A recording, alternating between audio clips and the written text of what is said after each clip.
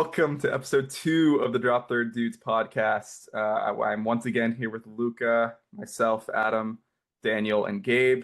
We're again missing a couple of our members, but again, you'll meet them at some point. Um, if you liked last episode, or if you feel like you're going to like this episode, where we're going to do some award winner predictions for the 2026 MLB season, then feel free to drop a follow or a like or subscribe to the channel on whatever you're listening to, whatever you're watching on. We could really use the support and then help us make some better videos in the future. So that'd be really cool. All right, yeah. So today, as I said, we're going to do award winners predictions, and then we made sure there's some hot takes in there, because it's before the season's even started. We haven't seen anybody play, so we don't have too much information.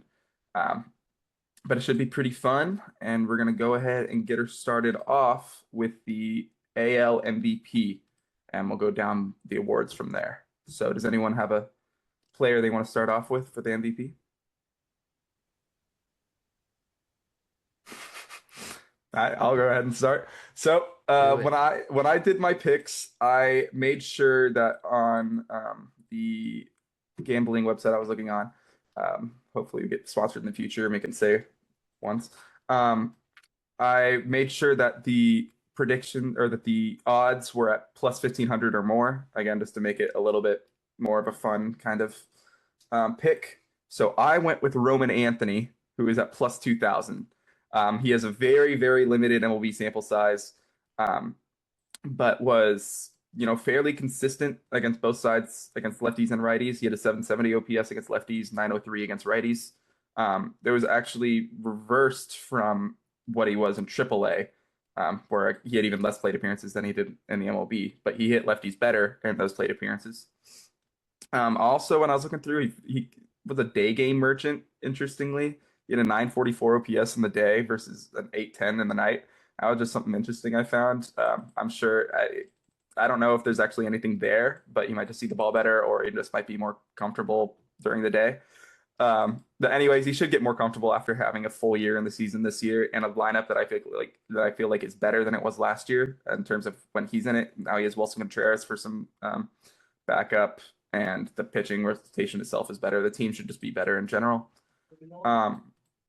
And he also, he had only 25% strikeout rate, a lot of game power, consistently barreled the ball. He had insanely high hard hit rates. I just really am feeling like Roman Anthony could just explode in his second year. So he's my MVP pick.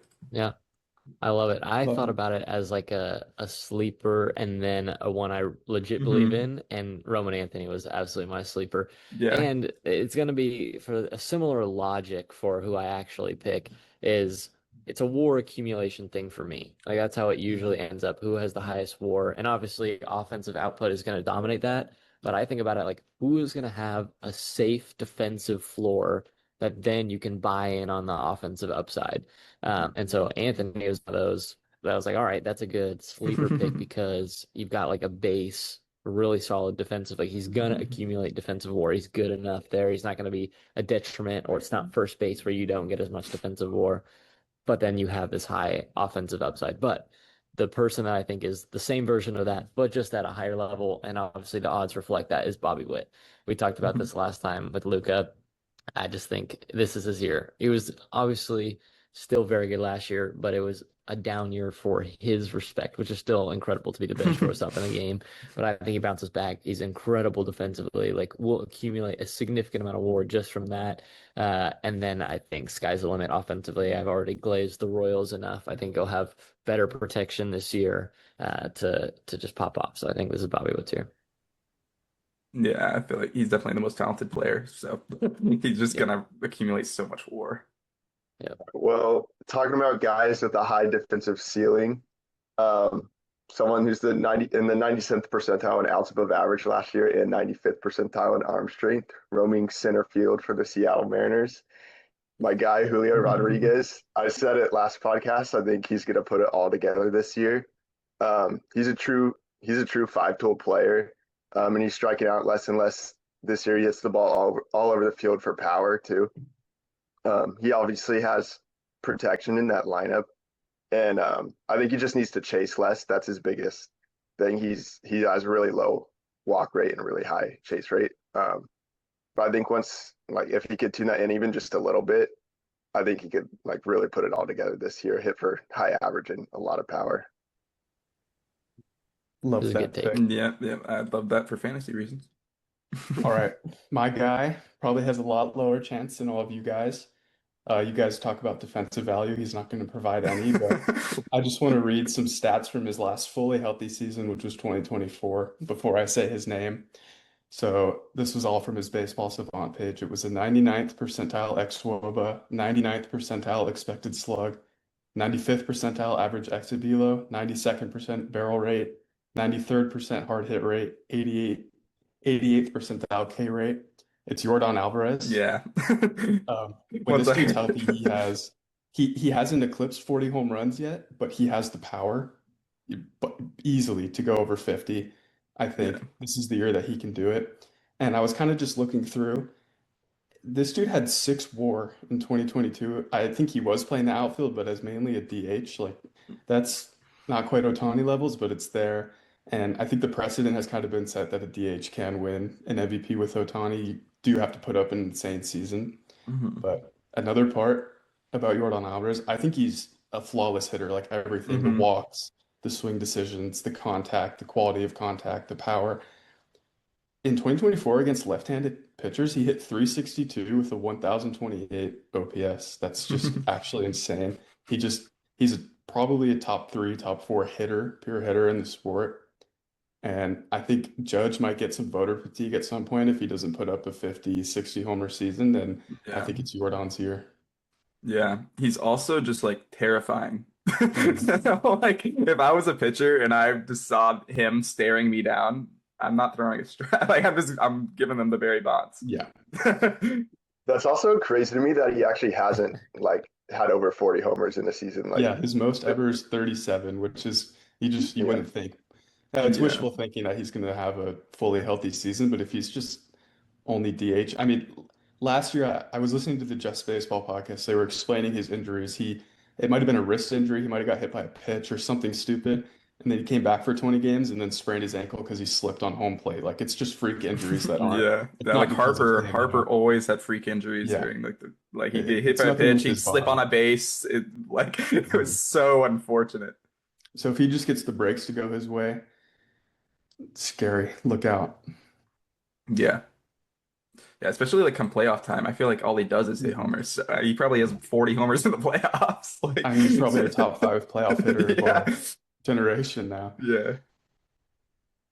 All right. No, yeah, I like that pick. Um, so we'll move over to the NL. I'll start our off there again. This is a very like I don't necessarily think this is going to happen, but I could see this happening. With it's a potential 4-tool player who like he doesn't have an arm, but who that doesn't really matter. Um, and he definitely struggled last year. I'm gonna go with Jackson Chorio at plus 5,000. He like as a prospect, he was so highly touted for just kind of like how safe he was in all of the aspects of baseball, and also he had the potential to definitely like go up. One thing I thought was interesting is that he completely reversed his splits from 2024 and 2025. He hit, I think it was, let me look at this 2025. He hit lefties way better in 2025 with like 973 OPS compared to a 703 OPS. But the year before, he had a it's like 690 OPS against lefties and an 866 against righties. So clearly, he has the ability to hit both sides of the pitcher. He just kind of needs to put it all together. If he's able to do that, get on base more. I know with the Brewers lineup, it's I don't know, like you kind of just have to string things together. But if they're able to consistently get on base, he's able to drive people in. He'll be able to get on base, steal bases. You'll just be able to like perform in all of the aspects of the game. So I could definitely see him having a career year this year. But I think that plus 5,000 is definitely a warranted odds right there. Yeah. all right. I think it's gonna be the first year since I believe 2014 when Kershaw won it that a pitcher is gonna win the NL MVP. And if the Pirates make the playoffs, I think Skeens could do it. He's got a good shot at winning MVP. I'm not even gonna pull up his Savant page because I know it's all red. But even when you look at just his baseline stats, like he has a 13.5 WAR according to Baseball Reference in just 2 years. 196 ERA in 24, 197 in 25. WHIP in 24 is 0.947 to 0.948. Like it's like so consistent. It's actually crazy. Um, I mean, he's just so good. And I think if the playoffs do make or the Pirates make a playoff push, I think like Scheme Yeah, I is mean, really going to actually be in that conversation. You'll definitely be the reason they're making that playoff push, like in Yeah. any capacity. So That's my pick. Yep. yeah.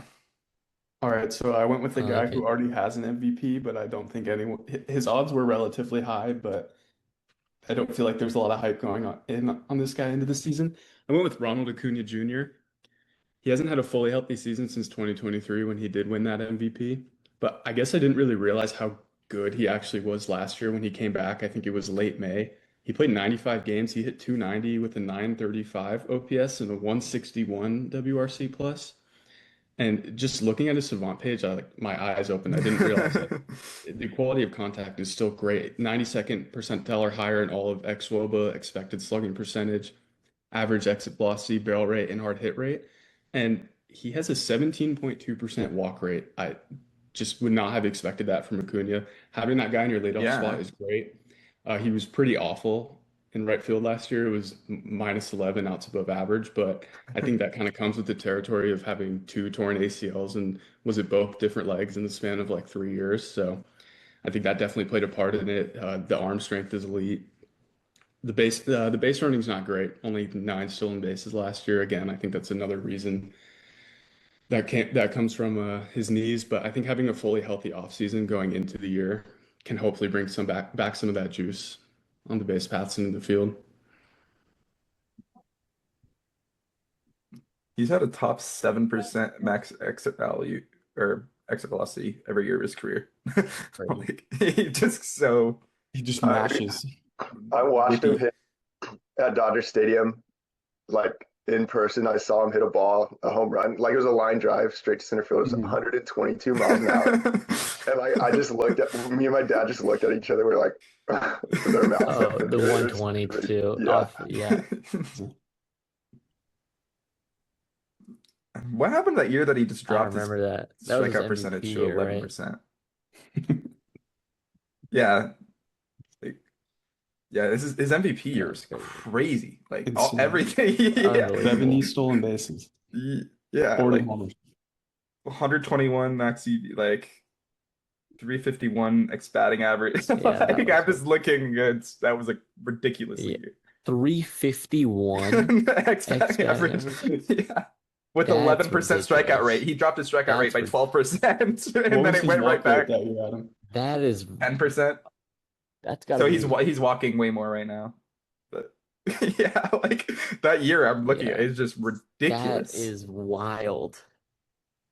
I remember that in fantasy. That was like you had 2 players on your team. Yeah. You had them like, and then I forget. Tim was like, "Yeah, let me just trade him away." Yeah, because he got That was hurt. such a bad I trade. was I get like, he hasn't oh performed my at that level, gosh. but Tim saw that and was like, "You know what? I don't want that on my team." Yeah, it's like that dummy who traded Anyways, Judge because he was okay. scared he's gonna get hurt. I wonder who that was. Dude, I just feed off the dummies. Okay. Mine is not going to be, it is both not a hot take and also does not follow my previous logic of wanting a defensive floor. But I think this is Juan Soto's year. Ooh. We talk about him as like this generation's Ted Williams.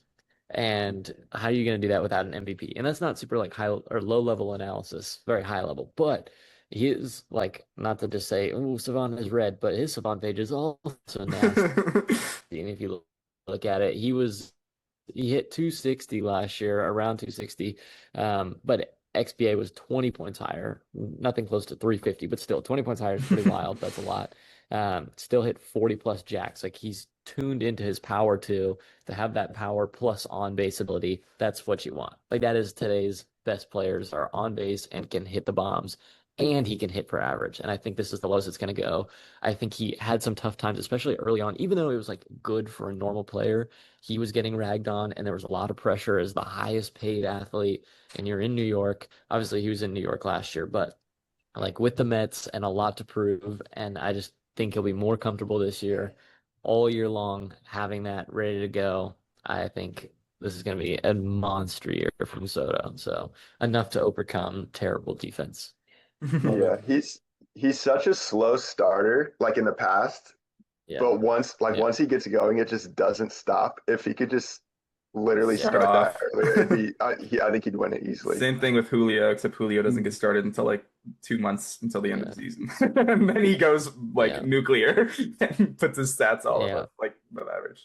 I don't have any data to back this claim up, but he's got to be the best and like most pure opposite field hitter. Like just his swings to left center and It just left field are so flies that pretty. way. Yeah. It's so Yeah. easy for It's him. so Like he'd it's rather do so that. easy. Mm-hmm. Like backspin it just yeah. Like the Yeah. left center That's a home good runs that pull. just they're beautiful. Mm-hmm. They are beautiful. All right, so that All was right. all of the MVP picks. We'll go ahead and move down to the Cy Young. Anyone have AL Cy Young preference? I'm I gonna guess. jump here. Oh, go ahead. Go ahead. Okay, I was just gonna say I wanted to say it just in case anyone else said it because I picked Brian Wu. I think he's gonna be great this year. I think he'll pitch over 200 innings this year too if he stays healthy. And he's got obviously a good rotation around him. And I think the Mariners are going to win the division for the second year in a row. So, and I think he's going to be a big part of that. Of course, he's got that magic fastball and also just like pounds the zone like no other starting pitcher. Like, I don't even think it's really close. Just constantly throwing strikes. He doesn't walk like hardly anybody. He just thinks of like pitching as offense and like hitting as a defense. And I think that's a really cool mentality to have as a starter. I think he's just kind of got that like workhorse mentality, and he's gonna help carry the Mariners to another postseason run. Love it. Yeah, that'd be very cool. And also, he Um, finished fifth in Cy Young last year. Yeah, he had a great year.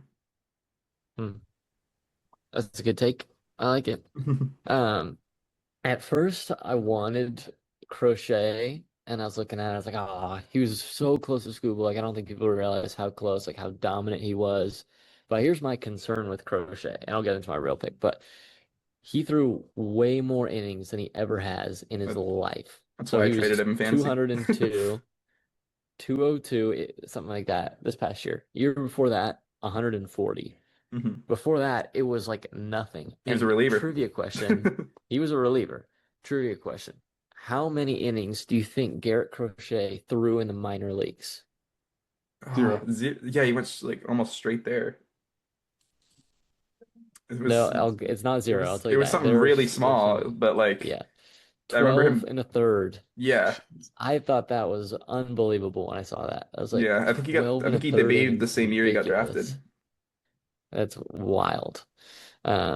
Especially for a pitcher. Like even Skeens, like, Mhm. oh, he's there already. He had more than Yeah, that. He had a lot more. And I I get he was a know. starter, but still, that was pretty wild. So Mhm. I'm just concerned about that biggest workload of his life. So, Yeah. um, but I love Hunter Brown, man. Hunter Brown is Mm. so fun to watch, and he's got and his odds. He's third in odds, but it's a significant jump. It's Scooble Crochet up there, and then like triple their odds as Hunter Brown. But I think he's right up there in terms of stuff and durability wise too. He's shown he can be there. He had that. It was tough. He bounced around on fantasy teams for a while when he sucked a couple years ago at the beginning of the season. And then ever since then, he has figured it out. He's been Mhm. awesome. The Astros need him to be their ace, and he's been that. He's pinpoint with dirty stuff. So I love Hunter Brown. Yeah, he had a great year. He was so horrible to start the year 2 years ago. Like I kept him in fantasy. He was so bad that I had to drop him after like a month. He had like an 8 ERA. And then I I almost think fucking carried him. immediately after that, he got picked up. I had him the year before, then I was like, I can't justify Yeah. him being on my team. Yep. Yeah, it was bad. But yeah, he's definitely disgusting now. I knew he could be disgusting. I thought he was going to be Verlander Jr., and he kind of is now. Still is. Yeah, now he is. He wasn't for a little bit. I went with well, I mean, Scooble's gonna win it, but under my laws of what I went by, I couldn't pick him. So I went with his AL Central rival for now, and Joe Ryan. I don't know how long that'll last, but he is a very like underrated pitcher. Fantastic fastball, kind of like that Brian Wu like rising effect people say. He also had a really good sweeper, but that's kind of all he has. His other pitches don't really do anything. Um, Especially like his changeup, it's just too fast. It's like too close to his fastball, so it's not getting enough swing and misses or enough rollovers on it. If he could slow down his changeup, I think he could like really propel himself into that next tier, even just get like a split change or something. But his whip was just above one last year, 84th percentile strikeout rate, 87th percentile walk rate. So again, like Brian Wu, he doesn't really walk people. He kind of he goes for the attack. And the fastball, I feel like if you have the fastball, you kind of just need a couple pitches to work off of that fastball. So he has the most important part. He just needs to be able to work off of it a little bit more. And he's at plus 3,000 right now. But I feel like he will be able to outperform those odds and finish like higher up on that Cy Young list. Sneaky pick. I stuck with my theme of former winners. I went with turn back the clock, Jacob deGrom. Might be wishful thinking to get 30 starts from him again, but I just want to see it. I want to see it happen. I would love to. 30 starts last year, it was a 2.97 ERA. Whip was below 1 at 0.92. The stuff is still great. Like Savant has his fastball run value at 97 percentile and his breaking ball run value at 98. Stuff is still there. Very good at getting swings and misses in the upper echelon and chase, whiff, and K percentage. Very good at limiting walks. He did get hit a little hard last year, but I'm just hoping the health can stick around and he can give us another 30 start season, maybe his last one. I think he's 37 years old now, but I mean, like I said, the stuff is still there. It's elite. So let's see it. Yeah, I would love to see a full year from DeGrom. Also, a full year from Evaldi too. He was fantastic last year in his little sample. So they could be And with dangerous. Gore. Yeah, and Mackenzie Gore now. They could be dangerous if they can all kind of play. It's wishful thinking, but Yeah, Steve Seager on that team Fingers too. crossed. Yeah, that's like the old folks home, but they're Mhm. like the good old folks. All right. So that was AL Cy Young. We'll move over to NL. I'll just get mine out of the way. So mine, it's a really young pitcher. He's an MLB The Show legend. Tall dude, Yuri Perez, plus 4,000 this year. He's only 22 years old. Slightly below average walk rate, so he needs to work on that control a little bit more. But his expected stats were great last year. 83rd percentile expected ERA, 88th percentile expected batting average, and he also struck out people at the 81st percentile. So he clearly is able to get people out. They just hit him hard when they did hit him, and he was not getting ground balls. He was like the 6th percentile in ground ball percentage.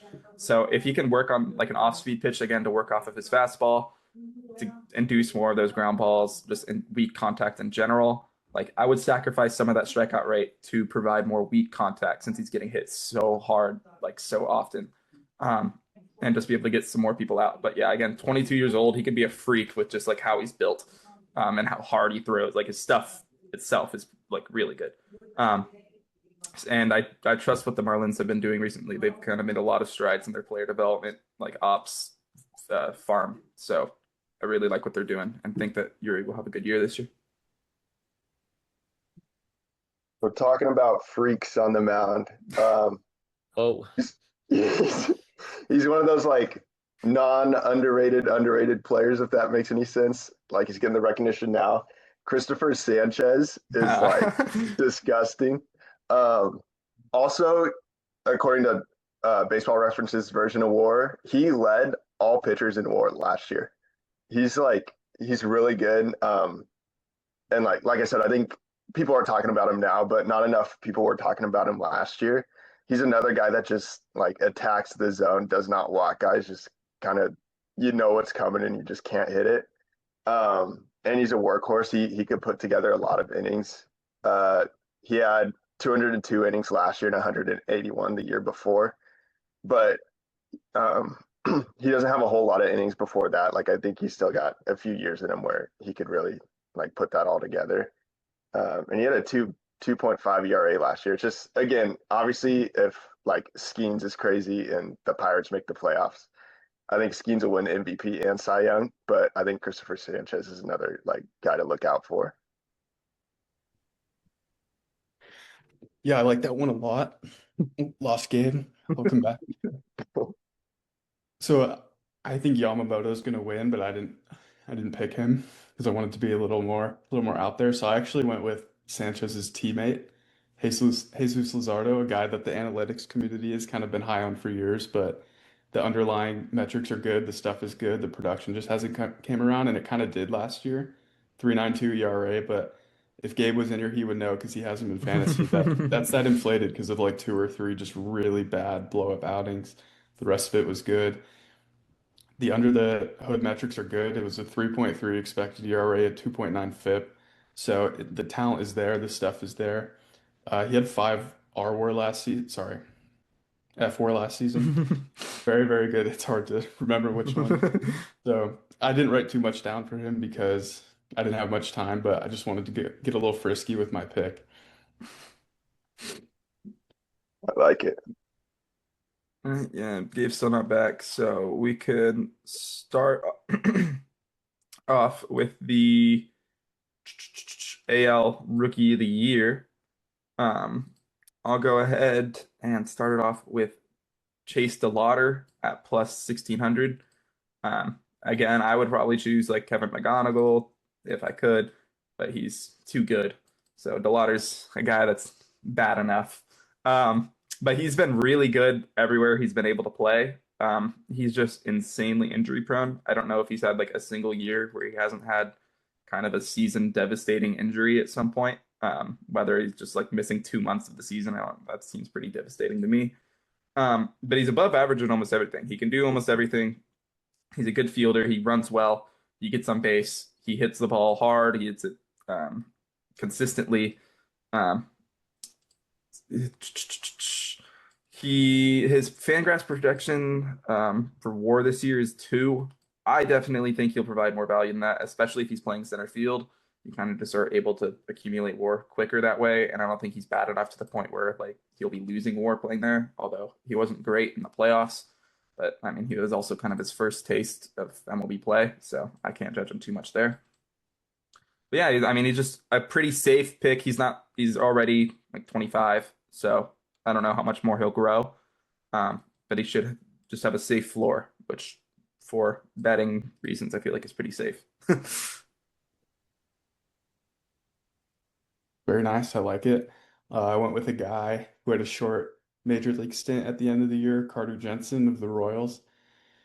941 OPS and 69 plate appearances at the major league level. You might be like, well, that's just a rookie coming up hot. No, he had a 166 WRC plus in AAA, so Yeah, it's definitely sustainable. Batted ball that's scary. metrics were good. He's going to be a focal point of that lineup. Should be the everyday catcher over Salvador Perez. I think that he's going to be a big piece of that Royals team that's going to surprise a lot of people this year. Yeah, he looked very good in his little stint last year, and I'm kind of scared of him now. All right. I went with Munetaka Murakami. Ooh. Not a crazy out there pick, but I think like if he comes into the league and just immediately starts raking, people are gonna be like, oh, like this guy is for real. Um, let's see, he hit 265 homers in Japan in 8 years, which is pretty good. Yeah. And he performed 3 years ago in the World Baseball Classic against MLB guys. So I think like the talent's obviously there. It'll be interesting to see how it translates to the MLB, but I think he could drop just 40 home runs this season off the bat, and I think that'll win him the Rookie of the Year. Yeah, I'm interested. Again, people say he has velocity issues, and then I saw some people saying that I go, oh, that's not true. So we'll Yeah, see. I he think, does like strike out quite a bit, but yeah, again, if he's just a power guy, so yeah, we'll have to see. I mean, I have to disbelieve that he signed the contract he did for a reason. Like he just didn't have too much of a market. But I mean, the White Sox taking that chance on that deal was fantastic for them. He's either, like, he could be a stud, in which they get a stud for a cheap contract and just to fill seats, or he's not that great and they didn't spend too much money on a guy that's probably still going to fill seats and get them Yeah. views from Japan. So Exactly. yeah, I feel like that was a great signing for them. Mhm. All right, and now our last one, the NL Rookie of the Year. I went with Jonah Tong, who's at plus 2,000. He was not great in his little MLB stint last year. I think his ERA was like over 7 or something. He got hit really hard in that little time span, but he flew up the minors the past like 2 years. He had a 14.17 strikeout per nine in the minor leagues last year, which is like, and that was at multiple different levels. So he had to adjust to AAA hitting during that, and he still just dominated in terms of strikeouts. He also only allowed like 3 home runs all season, or some like ridiculously small number. I saw his home runs per nine was like 0.3. I was like, what? Over 50% ground ball rate. So as well as striking out a lot of guys, they're hitting it on the ground. That's like the best combination of outcomes that you can have as a pitcher. A 2.16 xFIP in AAA. He's an east to west guy with a fastball, cutter, slider, and changeup. I like that a lot. Just able, again, that kind of helps with his ground balls. He's just able to kind of throw it anywhere in the strike zone and moving in any direction, really. Like, you can't guess kind of a thing, especially with that cutter as kind of a medium between the fastball and the slider. It's really able to throw some hitters off, and is projected to have a K per nine over 10 in this next season, which if he can do that and limit his ERA to being lower than it was in his little sample, then like I definitely feel like he could be an almost lock for Rookie of the Year at that point. It's either probably him or McLean. Yeah, I got JJ Weatherholt winning NL Rookie of the Year this year. He's gonna have a clear starting spot at second base after the Brendan Donovan trade, so I expect him to be up on opening day in the lineup. So he's gonna have the whole season. While although I wrote down while some other rookies might have to wait to be called up, but I feel like in the NL there's a lot of rookies this year that are just gonna be in the opening day lineup. I think a lot of people see him kind of as a contact guy, but he's got some power too. And he was split between double and triple A last year. But in triple A, in just 185 at bats, he had 10 homers and batted 314. So I think he's really, like, his bat all around is good. He's got power. And I think he's just going to be an exciting player on a Cardinals team that might not be too exciting all around. But Yeah, that's a good pick. My brother faced him in the minors 2 years ago and said it was the scariest hitter he's ever faced. And I think he hit like a 111-mile-an-hour double off the wall on the first pitch. So good pick. At least I he went didn't with have to- another guy who has a clear starting job in the National League. I went with Sal Stewart, another guy who had some major league time at the end of last year. Wasn't as good as Carter Jensen, but still an 838 OPS and 55 at bats, hit 5 home runs, slugged 545 as a rookie during a playoff push. That's pretty impressive. I think just having he should be there every day, first baseman, just playing a low stress position where you can focus on your bat. I hope Terry Francona uses him right this year. I followed the Reds a lot last year because my brother, and Reds fans were frustrated because he was probably their best hitter down the stretch, and Terry Francona was just not using him. I think focusing on the veteran. So I'm hoping he gets used properly this year. His numbers across the minor leagues were good to back up what he did in the majors. So I'm going to go with Sal Stewart. Yeah. When I was making my Reds prediction last time, I looked at he was like rest. Sal was one of the only players that actually like hit well. Yeah. And it was definitely a lot better than I thought he did. So I was like, oh, kind of opened my eyes to him. One quick thing about Weatherholt is he should, I mean, he'll definitely bat around the top of the lineup too, because their lineup's horrible. So like he'll be the star. But I was looking at his age, because I was debating, like, do I keep Jackson Holiday in fantasy? And especially with his hamate bone, that's gonna suck.